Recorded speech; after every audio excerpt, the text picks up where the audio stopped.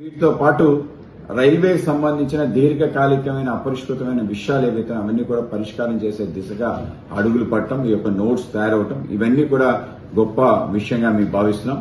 ఆంధ్రప్రదేశ్ ఏదైతే విభజన చట్టంలో ఒక ప్రత్యేకమైన హామీగా ఇది ఇవ్వటం జరిగింది.